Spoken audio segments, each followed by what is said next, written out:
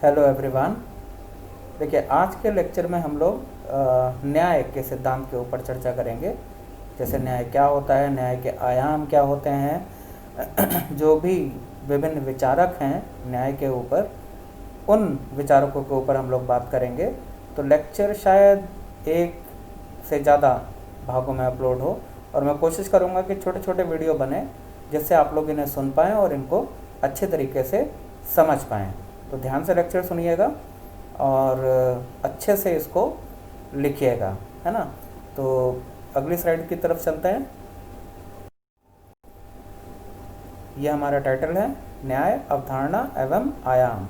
तो देखिए, न्याय का मतलब ये हो गया कि हम लोग पूरा न्याय का जो डिस्कोर्स है वो इस पर्टिकुलर लेक्चर में समझने की कोशिश करेंगे। न्याय की जो अवधारणाएं हैं वो समझने की कोशिश करेंगे और न्याय के आयाम ये समझने की कोशिश करेंगे। फ़िलहाल जो अभी ये लेक्चर है, इस लेक्चर में जो न्याय के प्राचीन सिद्धांत रहे हैं, जो न्याय के मध्यकालीन सिद्धांत रहे हैं और आधुनिक किस तरीके से डेवलप हुए हैं, इनके ऊपर हम लोग बात करेंगे। और आयाम वाला जो चैप्टर है वो मैं नेक्स्ट वीडियो में तो थोड़ी देर में अपलोड कर दूंगा। तो ये जो हमारा फोकस है, ये न्याय का एक इंट्रोडक्शन समझ लीजिए इसको। जैसे मैंने शुरू में बताया कि हमें 3 चीज़ों पर फोकस रखना है, व्हाट, व्हाई एंड हाउ, जब भी असाइनमेंट बनाएंगे। तो इस पर्टिकुलर लेक्चर में और अगले लेक्चर में मैं व्हाट एंड व्हाई का जवाब देता चल रहा हूँ। देखिए, ये बात ध्यान रखिएगा कि आप किसी भी सवाल का जवाब दे रहे हो, कोई भी क्वेश्चन आपके पास आया हो, उस क्वेश्चन को ये आप पैरामीटर बना के रखिए कि अगर अधिकार के ऊपर है, स्वतंत्रता के ऊपर है, प्रजातंत्र के ऊपर है, न्याय के ऊपर है, समानता के ऊपर है या राजनीतिक सिद्धांत के ऊपर है ना, किसी भी टॉपिक के ऊपर जो सिद्धांत है, जो सवाल हैं, जो क्वेश्चंस हैं, उन क्वेश्चंस को आपको शुरुआत जो इंट्रोडक्शन करनी है उसमें आप यही बताएंगे थ्योरीज के जरिए, थिंकर्स के जरिए कि ये आया कैसे। और आधुनिक रूप में जो आपके सामने जो चीज़ें रखी गई हैं, जैसे स्वतंत्रता की अवधारणा हो गई, अधिकारों की अवधारणा हो गई, न्याय की अवधारणा है, प्रजातंत्र की अवधारणा है, तो शुरुआती दौर में इंट्रोडक्शन में आप यही बताएंगे कि ये क्या थी और क्यों इन सब चीज़ों की ज़रूरत पड़ी। और लास्ट में आप जो बताएंगे हाउ वाले में, वो ये होगा कि आजकल के टाइम में ये जो मेन कॉन्सेप्ट है वो किस तरीके से विकसित हुए हैं और कैसे विकसित आगे और हो रहे हैं, है ना। तो इन चीज़ों को ध्यान में रखते हुए ही आप लेक्चर सुनिए। अगली स्लाइड की तरफ चलते हैं। देखिए, इसमें परिचय आ रहा है। सबसे पहले तो मैं आप लोगों को न्याय क्या होता है ये सबसे पहले आप लोगों को बताऊंगा। उसके बाद न्याय की अवधारणा, जिसमें प्राचीन जो संदर्भ है, यूनानी संदर्भ माना जाता है, उसमें प्लेटो और अरस्तु हैं। अरस्तु को इंग्लिश में एरिस्टोटल भी कहा जाता है। तो इन 2 विचारकों के ऊपर हमारा पूरा केंद्र रहेगा।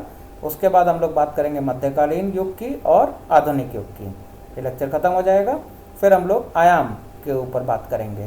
तो शुरुआत परिचय से करते हैं कि न्याय क्या होता है।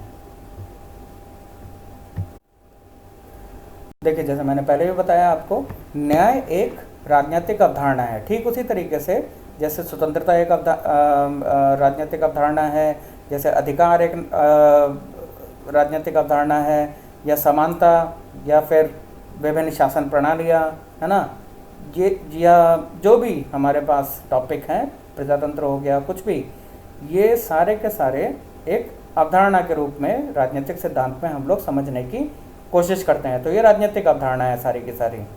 और देखिए, इसमें ये चीज़ यहाँ जानने की बहुत ज़रूरी है कि जितने भी न्याय के अलावा जो कॉन्सेप्ट हैं, उसमें हमें ये अच्छे से ध्यान रखना होगा कि किसी भी आदर्श समाज के लिए राजनीतिक जो मानक होते हैं, जो उसके पैरामीटर्स होते हैं, पॉलिटिकल पैरामीटर्स, जो वैल्यूज़ होते हैं, जो मूल्य होते हैं, या जो आइडियल्स होते हैं, या जो आदर्श होते हैं, तो इन्हीं मानकों के ऊपर, है ना, या इन्हीं मूल्यों के ऊपर या इन्हीं आदर्शों के ऊपर कोई भी सरकार या राज्य एक आदर्श स्थिति की स्थापना करता है।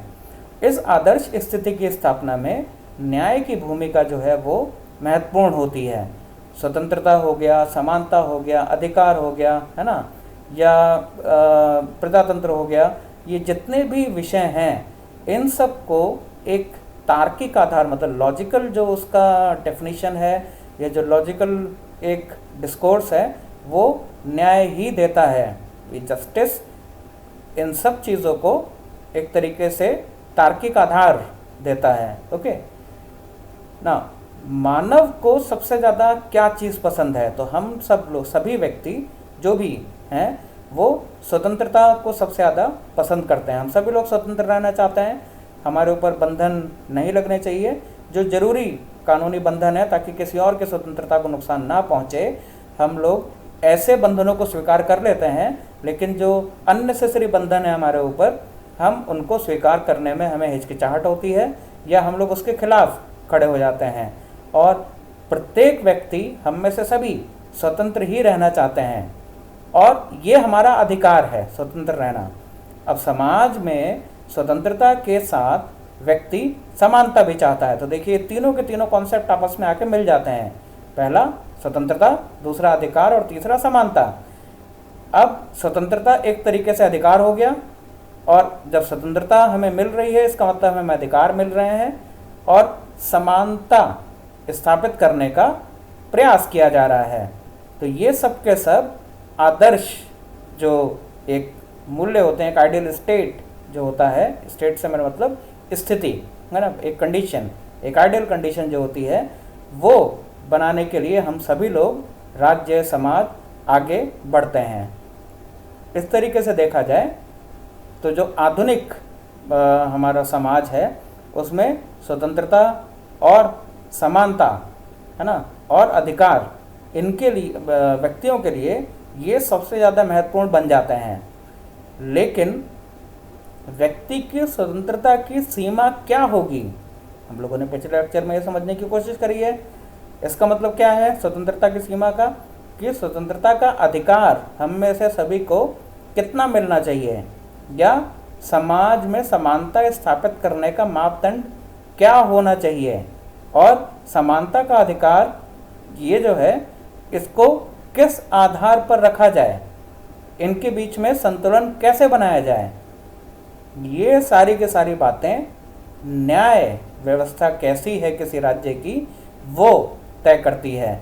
इसी तरीके से राजनीतिक सिद्धांत में न्याय का मतलब राजनीतिक जो भी हमारे ये हैं अवधारणाएं हैं, स्वतंत्रता, समानता, अधिकार, है ना, न्याय को इनका मेन ये माना जाता है, जिससे इन सब चीज़ों को एक परिभाषा मिलती है ना, इन सभी अवधारणाओं को एक परिभाषा मिलती है, और ये परिभाषाएं सारी मूर्त रूप में हमारे सामने आती हैं, एक आइडियल कंडीशन में हमारे सामने आती हैं। तो ऑटोमेटिकली न्याय का यहाँ मुख्य कार्य हो जाता है समाज में समन्वय स्थापित करना, to establish coordination in the society. ये प्राइमरी फंक्शन हो जाता है जस्टिस का। अब देखिए, न्याय की अवधारणा को समझने के लिए हमें सबसे पहले ये जानना होगा कि न्याय क्या होता है। दूसरा, कि जो न्याय के डिस्कोर्स हैं, जो प्रत्यय जिन्हें कहते हैं, उनमें क्या क्या बदलाव अब तक आए हैं। ठीक है, न्याय के विभिन्न आयाम क्या हैं, डायमेंशंस ऑफ जस्टिस, है ना, ये क्या हैं। न्याय की अवधारणा को लेकर जो प्रचलित मत है, जो पॉपुलर डिस्कोर्स है, वो क्या है, और जो भी पॉपुलर डिस्कोर्स है उनकी मुख्य मान्यताएं क्या हैं, मतलब लोग किन न्याय, सामाजिक न्याय में लोग किन चीज़ों को मान रहे हैं, किन चीज़ों को नहीं मान रहे हैं। ऐसे कई सारे प्रश्न खड़े होते हैं जिनका जवाब विभिन्न विचारकों ने समय समय पर दिया है। देखिए, न्याय जो है वो किसी भी समाज के लिए सबसे ज़्यादा आवश्यक एलिमेंट होता है। It is an most important element of any society. सबसे ज़्यादा महत्वपूर्ण ये तत्व होता है, और समाज में न्याय विभिन्न प्रकार के आदर्श, मूल्य, है ना, इन सब के बीच में एक समन्वयक की भूमिका निभाता है। समन्वयक मतलब कोऑर्डिनेटर की भूमिका निभाता है यहाँ पर।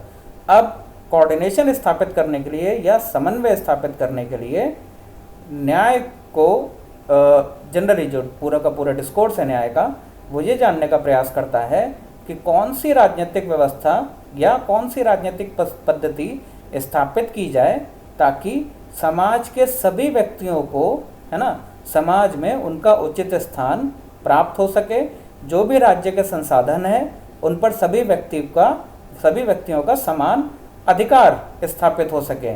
तो यहाँ जो बात हो रही है वो सामाजिक न्याय की बात हो रही है, कानूनी न्याय की नहीं।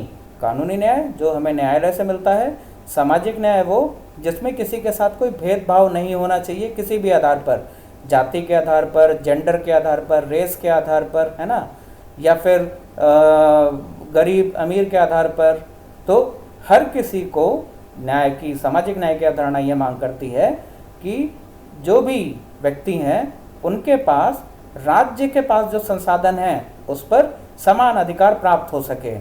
अब ये समान अधिकार प्राप्त करने के लिए राज्य जो है वो कुछ मापदंड बनाता है, कुछ पैरामीटर बनाता है। उस पैरामीटर में कभी कभी वो योग्यता की बात करता है, कभी वो आवश्यकता की बात करता है, कभी वो क्षमता की बात करता है, मीन्स कभी वो टैलेंट की बात करता है, एलिजिबिलिटी की बात करता है, कभी वो नीड की बात करता है और कभी वो कैपेबिलिटी की बात करता है ना।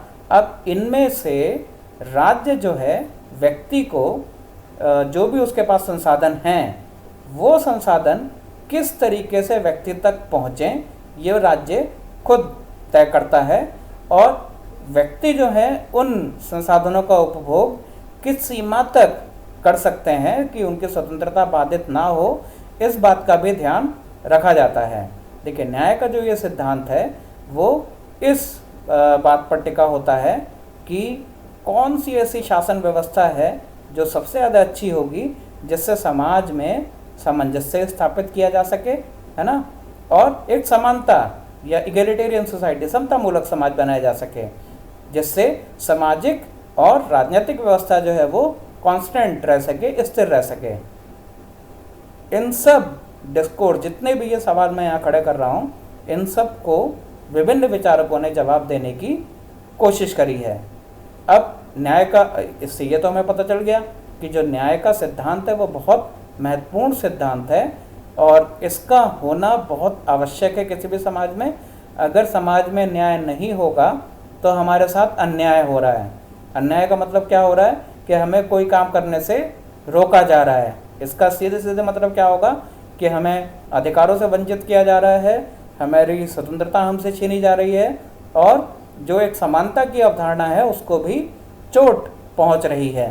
तो सामाजिक न्याय जो है वो हर वर्ग का ध्यान रखता है। हर वर्ग में स्त्री, पुरुष, है ना, कमज़ोर वर्ग, फिजिकली हैंडीकैप्ड, विजुअली हैंडीकैप्ड, या जो विकास से जो कटा हुआ तबका है वो, इन सभी, या रेशियल डिस्क्रिमिनेशन कहीं हो रहा है, वो इन सभी चीज़ों को ध्यान में रखते हुए न्याय अपने लिए एक आदर्श स्थिति, एक आइडियल कंडीशन बनाता है ताकि किसी के साथ भी अन्याय ना हो। यहाँ मतलब है न्याय का, सामाजिक रूप से किसी के साथ भी अन्याय ना हो, और कोई भी व्यक्ति जो डेवलपमेंट प्रोसेस है, जो विकास की प्रक्रिया है, उससे अपने आप को बाहर ना समझे। तो ये हमारा इंट्रोडक्शन ख़त्म होता है इसका, न्याय का, कि न्याय क्या है। सामाजिक न्याय की यहाँ बात होती है, ये ध्यान रखिएगा। अगले में हमारा जो अगली हेडिंग है वो है न्याय की अवधारणा, जिसमें सबसे पहला आ रहा है प्राचीन यूनानी संदर्भ में न्याय किस तरीके से डिफाइन होता है। देखिए, जब भी हम लोग प्राचीन डिस्कोर्स की बात करते हैं तो प्राचीन काल में कहीं पे भी हो, हम लोग यहाँ यूनान की बात कर रहे हैं, जनरली व्यक्ति के गुण क्या हैं उनके ऊपर जोर दिया जाता था कि न्याय कैसे स्थापित किया जाए। तो उसको देखने के लिए आप व्यक्तियों के गुणों, मतलब उसकी क्वालिटीज़, इनके ऊपर ध्यान दीजिए। अब व्यक्ति का गुण क्या होगा, तो उसमें सच्चरित्रता होगी, ट्रूथफुलनेस होगी, उसके अंदर कुछ मूल्य होंगे, वैल्यूज़ होंगे, या कुछ मान्यताएं होंगी, कुछ पॉपुलर डिस्कोर्स होंगे जिनको वो व्यक्ति मानता होगा। और अगर इस तरीके के व्यक्ति मौजूद हैं तो ये माना जाता है कि समाज जो है वो, माना जाता था रादर, कि समाज जो है वो न्यायपूर्ण समाज है। तो ये क्लियर हो जाता है कि जो प्राचीन यूनानी डिस्कोर्स है या किसी भी देश का न्याय व्यवस्था रही हो, वो एक तरीके से न्याय को कर्तव्य के रूप में देखता था कि कर्तव्य क्या होने चाहिए किसी व्यक्ति के, ये उसमें वहाँ पर ज़्यादा पॉपुलर था, ड्यूटीज़ के सेंस में, क्योंकि ऑब्लिगेशंस के सेंस में। और एक जो बनी बनाई व्यवस्था है उसको ये कहा जाता था कि स्टेटस को मेंटेन करके रखा जाए, जो बनी बनाई व्यवस्था है उसमें छेड़छाड़ ना करी जाए, ऑटोमेटिकली न्याय की स्थापना हो जाएगी। ठीक है। और जो भी राज्य के संसाधन हैं, जो भी वस्तुएं हैं, जो भी राज्य सेवाएं दे रहा है, उनका जब डिस्ट्रीब्यूशन किया जाएगा, है ना, उनका जब वितरण किया जाएगा, तो वो वितरण भी इसी व्यवस्था के अनुरूप होता था। तो क्या इसको सामाजिक न्याय कहा जाएगा? क्योंकि इस ऐसी परिस्थिति में तो जो व्यक्ति सद्गुणी होगा, है ना, सच्चरित्र होगा, ट्रूथफुल होगा, या जिसके अंदर वैल्यूज़ होंगे, या जो पॉपुलर डिस्कोर्सेस में फिट बैठता होगा, जस्टिस उसी को मिलेगी, बाकी किसी को नहीं मिलेगी। और ये व्यक्ति कौन है, ये कौन तय करेगा? ये बड़ा सवाल खड़ा हो जाता है। तो ऑटोमेटिकली जो राज्य के संसाधन हैं, उन संसाधनों पर इन्हीं व्यक्तियों का कब्जा रहेगा। ये व्यक्ति कौन थे? ये व्यक्ति जनरली जो एरिस्टोक्रेट्स हुआ करते थे, कुलीन वर्ग में जो आते थे, ये वो व्यक्ति होते थे।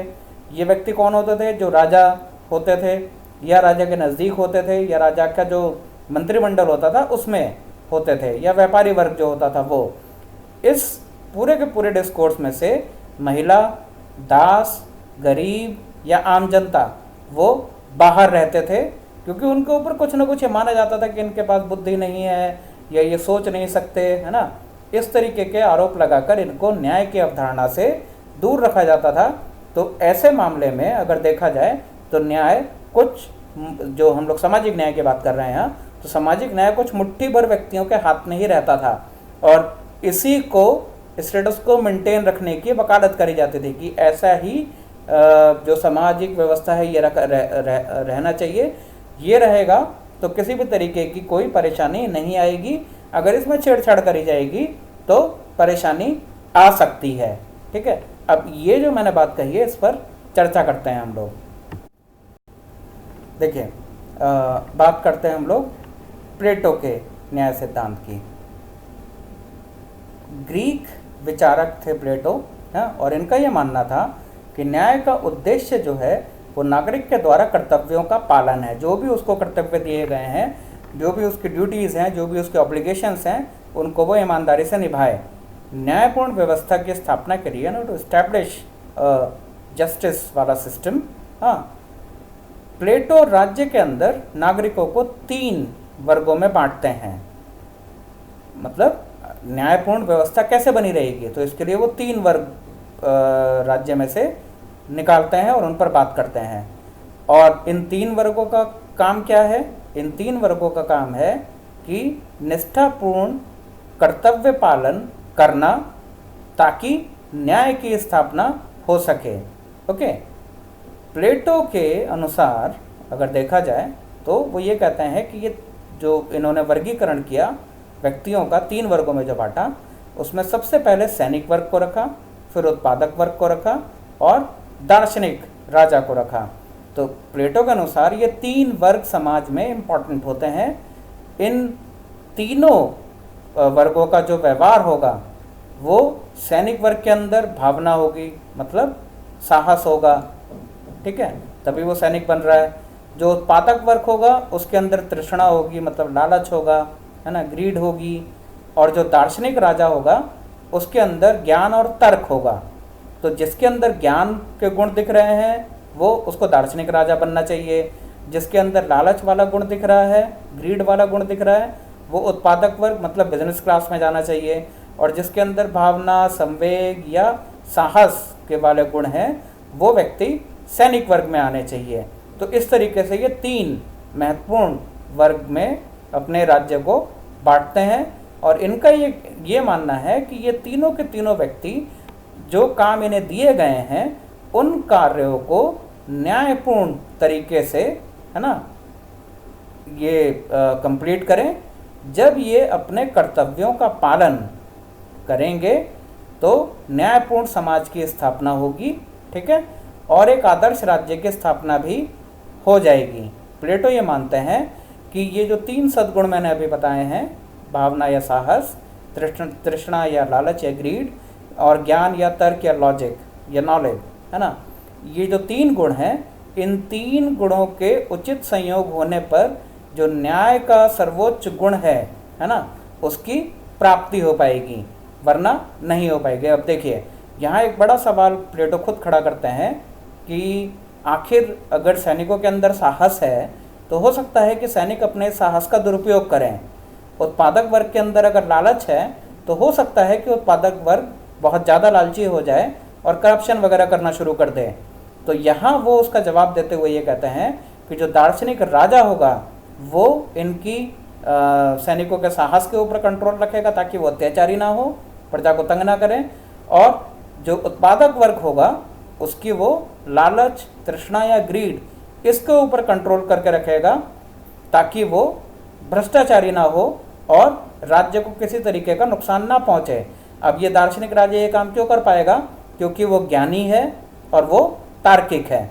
अब जब ये समाज में गुण बना रहेगा, है ना, तो न्याय की स्थापना हो जाएगी, इसमें छेड़छाड़ नहीं करी जानी चाहिए। इसका मतलब ये हुआ कि इन 3 वर्गों के अलावा बाकी किसी वर्ग को न्याय की श्रेणी में प्लेटो नहीं रखते हैं, ना उनकी बात करते हैं। इंसान के अंदर हो सकता है कि तीनों गुण मौजूद हों, तब आप उस ऐसे इंसान को किस कैटेगरी में रखेंगे? ये भी हो सकता है कि किसी इंसान के अंदर इन तीनों में से कोई भी गुण ना हो, कोई और ही गुण हो उसके अंदर, तब आप उसको कहाँ रखेंगे? प्लेटो यहाँ शांत हो जाते हैं और हमारा जो मानव इतिहास रहा है वो कुछ गुणों में सिमट के हम लोग नहीं रहते। हमारे अंदर बहुत सारी क्वालिटीज़ होती हैं जिनमें से 1 या 2 क्वालिटीज़ हम लोग अपनी पहचान के आगे बढ़ते हैं। तो अगर प्लेटो के राज्य सिद्धांत को हम लोग सही मान लें तो सामाजिक न्याय की स्थापना तो हो ही नहीं पाएगी। कैसे आइडेंटिफाई करेंगे हम लोग, है ना? ये इनकी मुख्य आलोचना हो जाती है। अगला जो हमारा आएगा वो अरस्तु का न्याय सिद्धांत है। देखिए, अरस्तु जो हैं वो 2 तरीके के न्याय की बात कर रहे हैं और ये भी स्टेटस को मेंटेन करने की वकालत कर रहे हैं प्लेटो की तरह से, ठीक है। इनमें पहला जो इनका न्याय है उसको वो वितरण न्याय की संज्ञा देते हैं। ये defines it as distributive justice, ठीक है।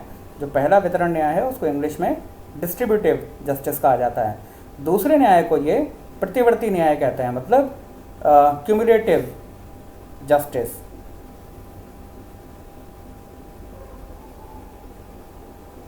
Sorry, it is commutative justice, प्रतिवर्ती न्याय, या इसको एक तरीके से परिशोधनात्मक न्याय की संज्ञा भी वो देते हैं, जिसे इंग्लिश में रेक्टिफिकेटरी जस्टिस कहा जाता है।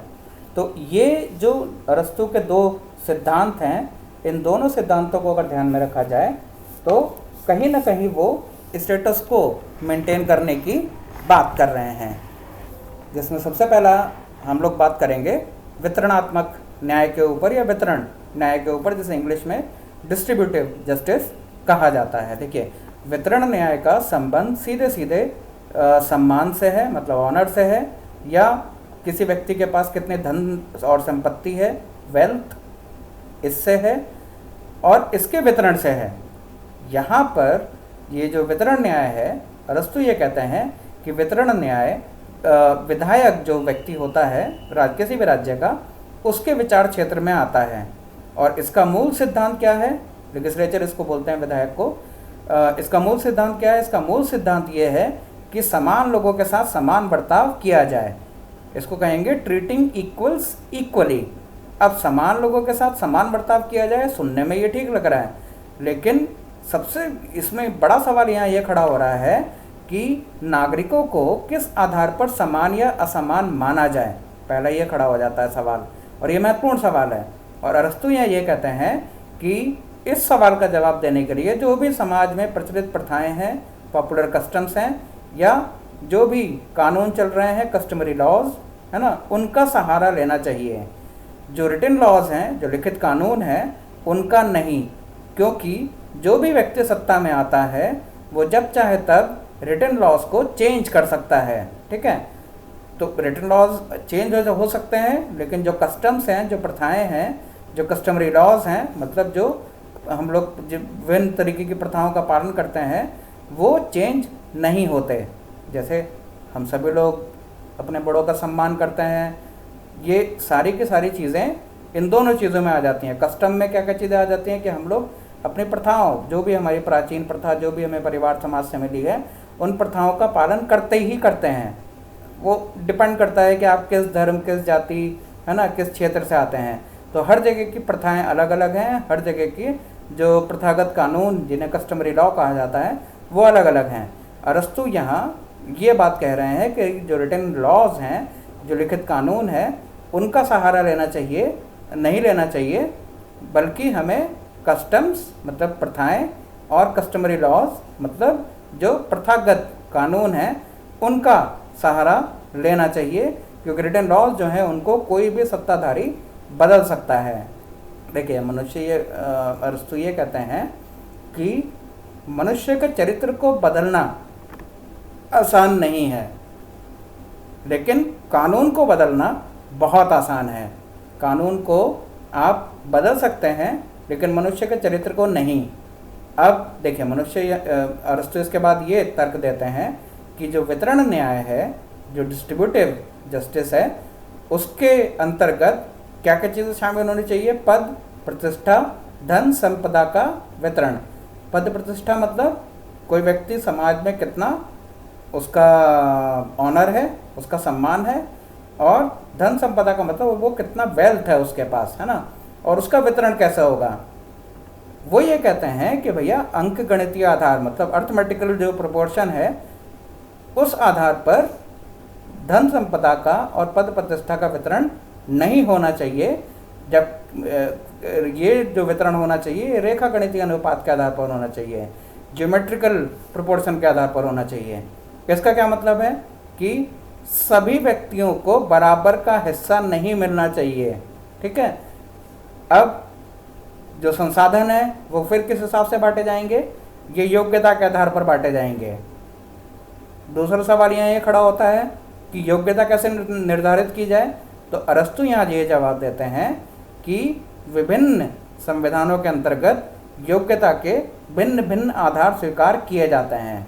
जैसे गुटतंत्र के अंतर्गत यह माना जाता है कि योग्यता का स्तर अपनी संपत्ति से लगाया जाता है, ठीक है। जो गुटतंत्र का मतलब ओलिगार्की, जो अभिजात तंत्र है, एरिस्टोक्रेसी, उसके अंतर्गत यह माना जाता है कि सद्गुण के पैमाने कितना है, कोई व्यक्ति कितना सद्गुणी है, वर्च्यूज उसके अंदर कितने हैं, इस आधार पर एरिस्टोक्रेसी में तय होता है ना। और अरस्तु ये मानते हैं कि जो भी आदर्श राज्य है उसमें वितरण न्याय का उद्देश्य को अगर लागू करना है तो जो सद्गुण है, जो वर्च्यू है, इसी को योग्यता मानना चाहिए। और जो व्यक्ति जितना सद्गुण संपन्न होगा, मतलब वर्च्यूज जिसके अंदर जितने ज़्यादा होंगे, उस व्यक्ति को उतना ऊंचा पद मिलना चाहिए और उसे उतना ऊंचा पुरस्कार के योग्य समझना चाहिए, उसको उतना ज़्यादा सम्मान मिलना चाहिए, रेस्पेक्ट मिलनी चाहिए। क्योंकि जो वर्च्यू वाला व्यक्ति है, जिसके अंदर वर्च्यूज हैं, जो सद्गुण वाला व्यक्ति है ना, वो व्यक्ति ही पद प्रतिष्ठा, धन संपत्ति को बिल्कुल कम मानते हुए, बिल्कुल उसको ज़ीरो मानते हुए, मानव जीवन के जो उद्देश्य हैं उनमें सबसे ऊंचा स्थान वो बना सकता है। मानव जीवन के उद्देश्य को, धन संपत्ति को नहीं, सांसारिक जो पद प्रतिष्ठाएं हैं इनके लिए वो मायने नहीं रखेंगी, ये अरस्तु का कहना है।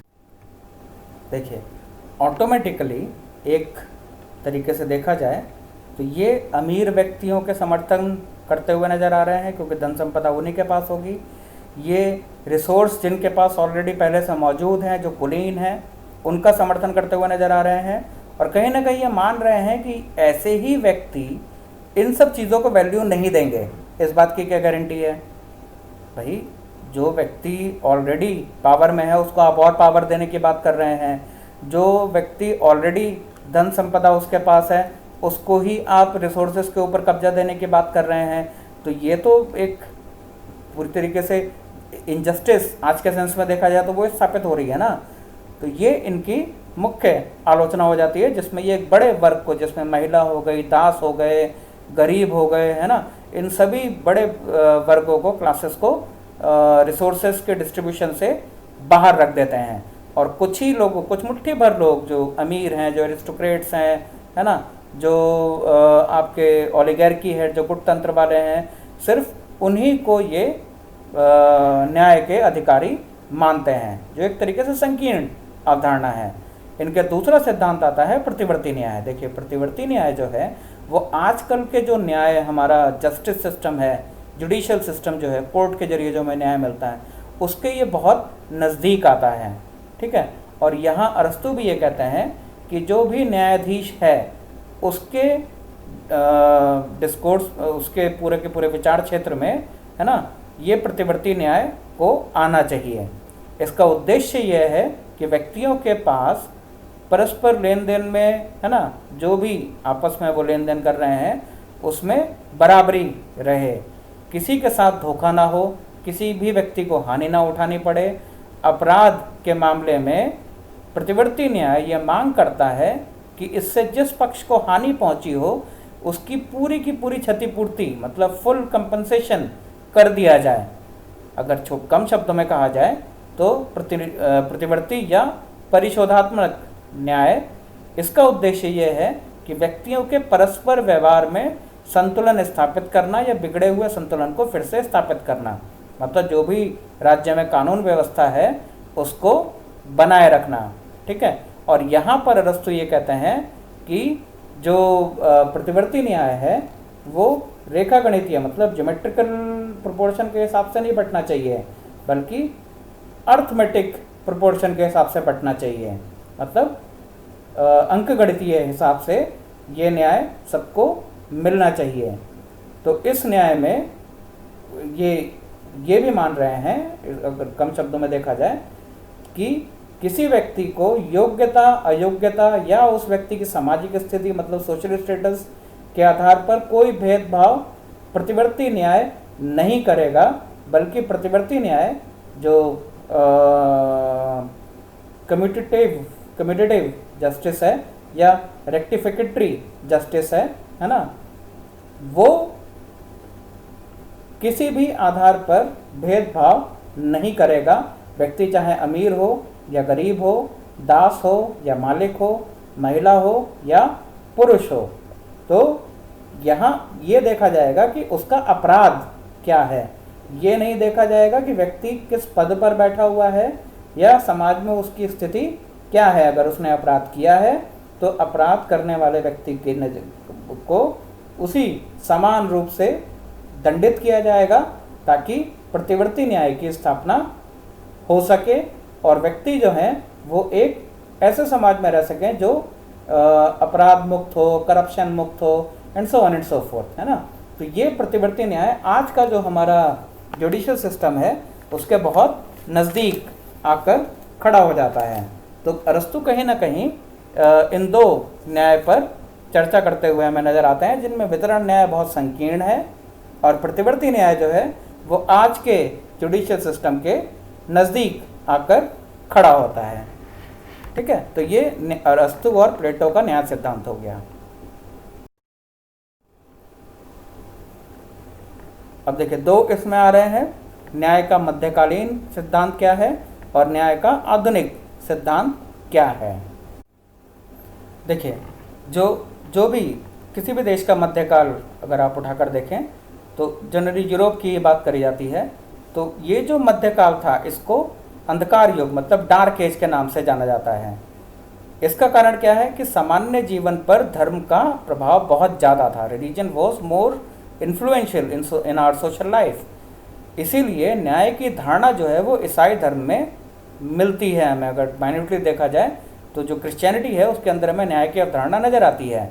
जो मेडाइवल सोसाइटी है, जो मध्यकालीन समाज है, इसमें न्याय ईश्वरीय आदेश का पालन करने में निहित था। मतलब जो भी सुपर पावर है, जो भी आदेश वहाँ से आ रहे हैं, उनका पालन किया जाना चाहिए।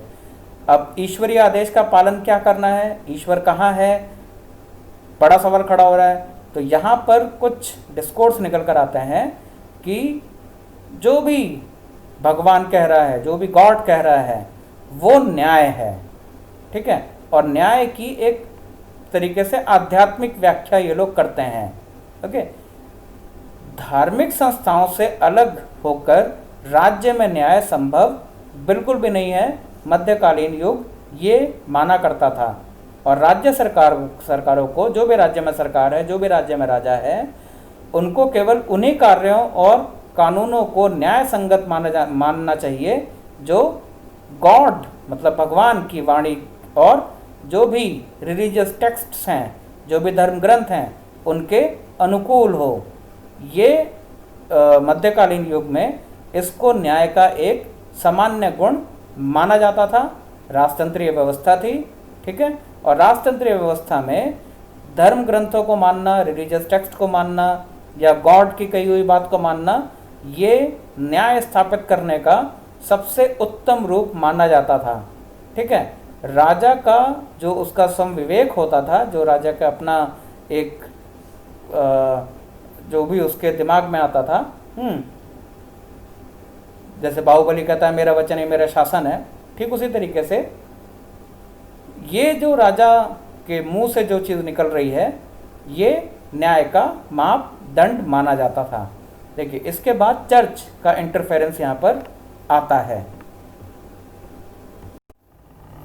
मध्यकालीन युग में यह माना जाता था कि state is the March of God on earth, मतलब राज्य जो है वह पृथ्वी पर ईश्वरीय वरदान है। तो ऑटोमेटिकली राजा को सन ऑफ गॉड कहा गया, मतलब भगवान का पुत्र है राजा। तो राजा के मुंह से जो भी बात निकलेगी वो ये माना जाएगा कि भगवान के मुंह से ये बात निकल रही है, ईश्वर के मुंह से ये बात निकल रही है और ये सभी व्यक्ति इसका पालन करेंगे। कुछ समय के बाद चर्च ने एक सवाल खड़ा किया कि वेयर डज गॉड स्टे, भगवान या गॉड कहाँ रहते हैं। तो इसका जवाब है कि चर्च में रहते हैं। तो राजा तो सिर्फ बेटे हैं, king is just a son of God, but we priest are always in interaction with God. जो हम लोग प्रीस्ट वर्ग है हमारा, वो हम लोग हमेशा भगवान के टच में रहते हैं, उनकी आराधना वगैरह करते हैं, ठीक है।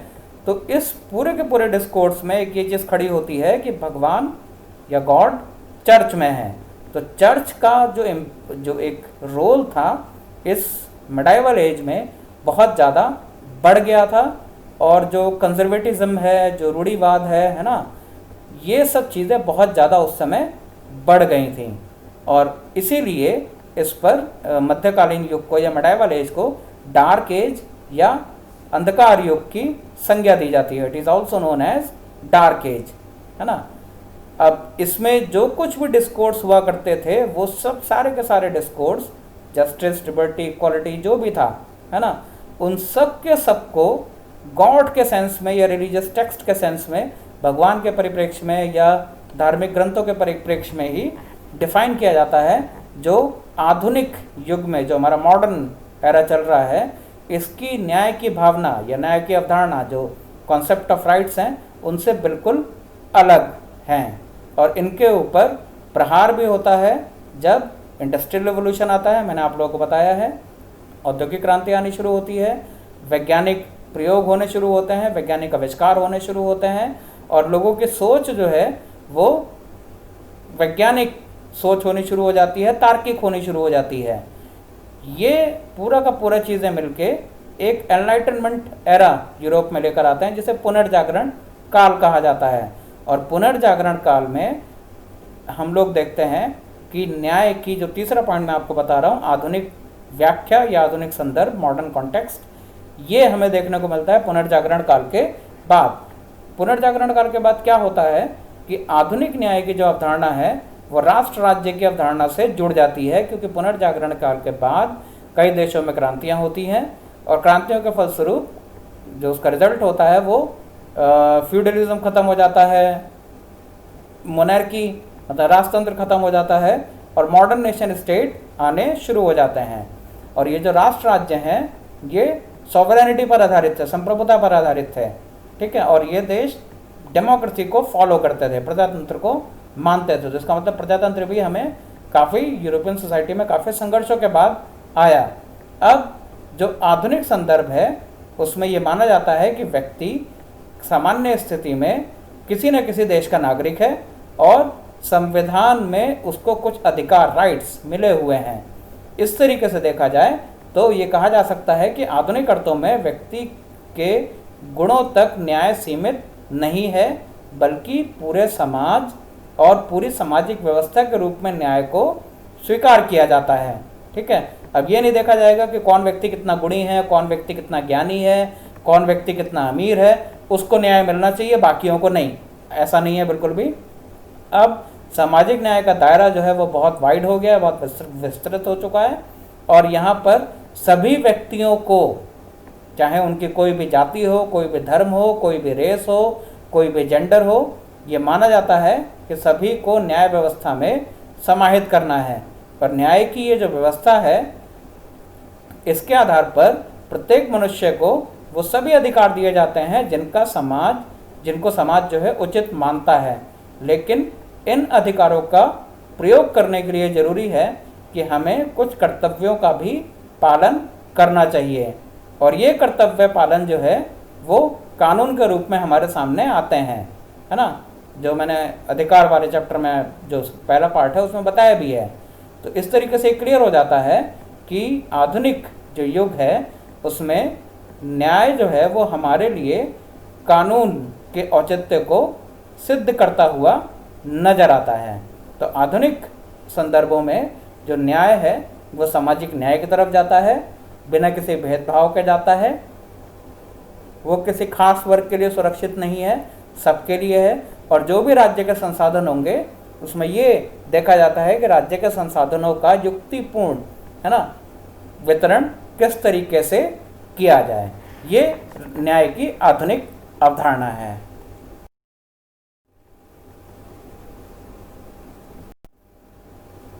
तो ये हमारा चैप्टर यहाँ ख़त्म होता है। अगला हमारा चैप्टर होगा न्याय के जो डिफरेंट डायमेंशंस हैं, ये न्याय के जो आयाम हैं उनके ऊपर चर्चा करी जाएगी।